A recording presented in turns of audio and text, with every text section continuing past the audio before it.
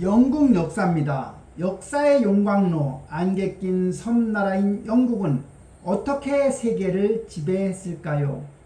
켈트족의 숲에서 대영 제국 그리고 소프트 파워까지 4천년의 거대한 서사입니다.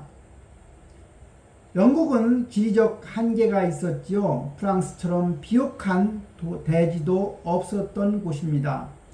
스페인처럼 넘쳐나는 금광도 없었던 곳이고요. 문명 세계의 끝이었죠. 차가운 북풍과 안개에 고립된 섬이 바로 영국인 겁니다. 역사적 성취를 이뤘지요. 전 세계 인구의 영토의 4분의 1을 지배한 국가였지요. 인류의 글로벌 표준을 창조한 국가가 바로 영국입니다. 표준시, 언어, 민주주의, 산업혁명 등이지요. 끊임없는 침략과 투쟁을 흡수해 융합해낸 역사의 용광로라 할 수 있습니다. 영국은 원래 민족이 켈트족이었죠. 야성과 자연으로 상징됩니다. 스톰헤지의 건립입니다. 로마군에 맞선 여전사 부티카의 처절한 저항이 있었지요. 로마인 문명의 씨앗이 있었습니다. 늪지대 위 론디늄, 런던이 건설된 거지요. 문명과 야만을 나누는 하드리아누스의 방벽이 있었습니다. 앵글로 섹슨과 바이킹족입니다. 언어와 생존이지요. 잉글랜드 명칭의 탄생이 된 어원이지요. 알프레드 대왕의 게릴라전 승리와 영어 법전 정비가 있었습니다. 노르만족 체제와 법입니다. 1066년 정복자 월리엄은 둠스테이 북 작성을 하였고 강력한 왕권 시스템을 이식하게 됩니다. 존왕의 폭정입니다. 끝없는 영토 상실과 가혹한 세금 징수가 있었으며 돈을 내지 않으면 감옥에 가두었습니다. 1215년 마그나 카르타가 완성됩니다. 러미니드 들판에서 무기를 든 귀족들에게 포이딘 왕이 서명한 대헌장이 바로 마그나 카르타입니다. 권력의 통제이죠. 왕이라 할지라도 법 위에 군림할 수 없다는 내용입니다. 현대 헌법과 인신보호법의 모태가 된 위대한 원칙이 바로 마그나 카르타입니다. 100년 전쟁이 있었습니다. 대륙의 모든 영토가 상실되면서 그러나 프랑스를 버리고 독자적인 영국인 정체성을 확립하며 민족주의가 탄생되지요. 또한 흑사병이 들어왔습니다. 인구의 절반이 사망하면서 노동력 부족으로 농민의 몸값이 급등해서 중세 봉건제가 붕괴되고 시민의식이 싹이 틉니다. 이를 통해서 비극의 역설입니다. 처절한 패배와 죽음이 오히려 근대 국가로 향하는 문을 열었던 겁니다. 헨리 8세가 생존과 광기가 있었습니다. 아들을 얻기 위해 교황과 결별하고 영국 국기화를 설립하게 되지요. 그 해가 바로 1534년이었습니다. 수도원 재산이 몰수되고 피비린내 나는 수청을 대가로 로마의 간섭을 배제한 완전한 주권 국가의 완성이었지요. 엘리자베스 1세는 야망과 항해입니다. 나는 이미 영국이라는 국가와 결혼했다. 종교 갈등을 중용으로 봉합하고 드레이크와 호긴스 등 해적 등을 등용해서 바다 너머로 거대한 야망을 뻗치게 됩니다. 1588년 바다의 주인이 바뀌게 됩니다. 다윗과 골리앗의 싸움이었죠. 신대륙의 금을 독점한 세계 지강 스페인의 무적 함대 대 가난하고 고립된 섬나라 영국의 싸움이었죠. 사자후와 지략입니다. 나는 국왕의 심장을 가졌다. 엘리자베스 1세의 연설과 프랜시스 드레이크의 불타는 화공선 전술이 있었습니다. 개신교의 바람입니다. 폭풍우가 스페인 함대를 박살내게 됩니다.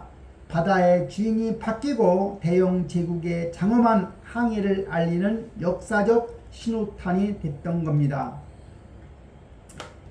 1649년 절대 왕정이 있었죠. 찰스 1세가 처형되면서 왕권 신수설을 고집하던 왕이 역사상 전무후무하게 단두대에서 목이 잘리며 절대 왕정의 종말을 고하게 됩니다. 급진적 공화정 크로멜의 독재 왕을 없앴으나 성탄절조차 금지하는 지독한 군사 독재로 실패하여 공화정에 대한 뼈아픈 교훈을 얻게 됩니다. 1688년 위대한 타협이 있었죠. 명예혁명, 피 한 방울 흘리지 않고 이뤄낸 권력의 교체였습니다. 왕은 군림하되 통치하지 않는 세계 최초의 근대적 입헌 군주제가 확립된 겁니다. 세계의 공장, 인간의 근육에서 화석 연료의 시대로 옮겨지게 됩니다. 동력의 전환이 있죠. 말과 물의 흐름, 즉 자연에서 제임스 와트의 증기기관이 발명되면서 석탄과 기계로 바뀌게 됩니다. 시간의 재정의입니다. 태양의 움직임에 따른 농경에서 공장의 교대, 벨 소리에 맞춰 흐르는 근대의 시간으로 바뀌게 됩니다.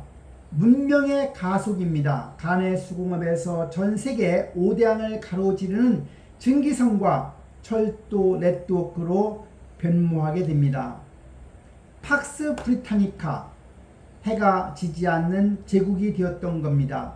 규모의 압도입니다. 인도를 제국의 보석으로 삼고 아프리카를 종단하며 전 세계 지도의 4분의 1을 영국이 붉게 물들이게 됩니다.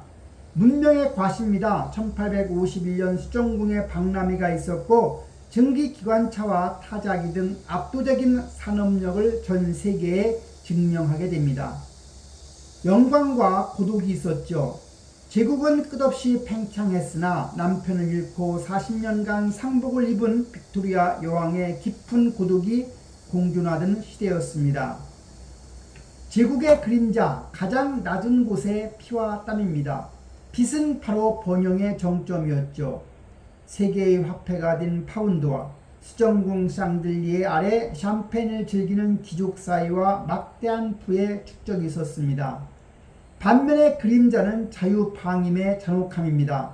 굴뚝을 청소하는 5살 아이들과 빈민가의 콜레라, 수백만 명이 굶어 죽어도 곡물 수출을 멈추지 않는 아일랜드 대기근이 있었습니다.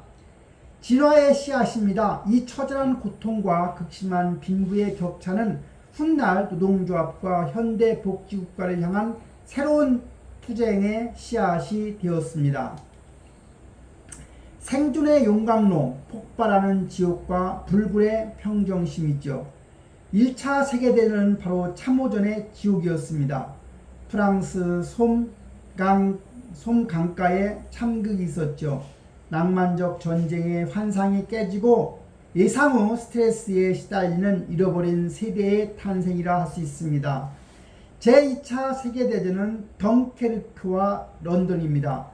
덩케르크 해안에 기적적인 철수 작전이 있었고 런던 대공습의 불바다 속에서도 다음날 아침 잔해를 치우며 출근하던 시민들이 돋보였습니다. 우리는 해변에서 싸울 것입니다. 우리는 결코 항복하지 않을 것입니다. Keep, claim and carry on. 위협 앞에서도 고개를 숙이지 않는 위대한 연대라 할 수 있지요. 새로운 제국, 총칼을 내려놓고 문화로 세계를 정복한 겁니다.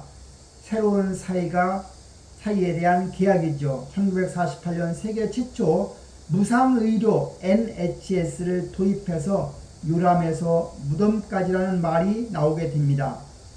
하드 파워의 상실이죠. 인도의 독립과 수에즈 운하가 위기가 있었지요. 군사적, 경제적 초강대국 지위의 완전한 상실이었습니다. 이름으로써 소프트 파워는 팽창되었습니다. 비틀즈가 등장하고 해리포터가 나오고 셰익스피어, 프리미어리어의 영토가 아닌 전 세계인의 취향과 심장을 지배하게 됩니다. 영국 4000년 역사의 DNA를 보면 첫째는 흡수와 융합입니다. 적을 배척하지 않고 자신들의 피와 제도로 섞어 새로운 정체성을 창조해낸 완벽한 용광로였지요.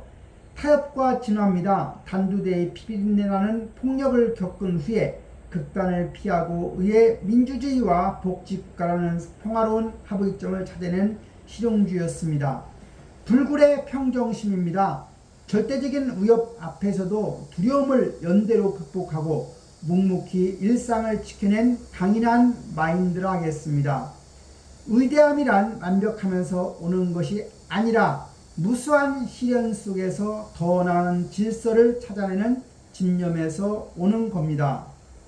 안개를 뚫고 나가는 배만이 새로운 대륙을 발견한다 했습니다.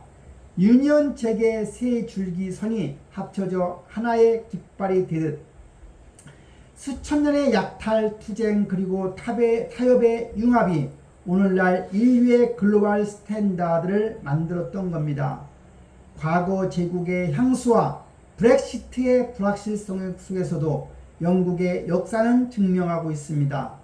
시련을 용광로에서 던져 놓아라. 그리고 흔들림 없이 나아가라. 영국의 거대한 서사가 여러분의 빛나는 내일을 위한 통찰이 되기를 바람하지 않습니다.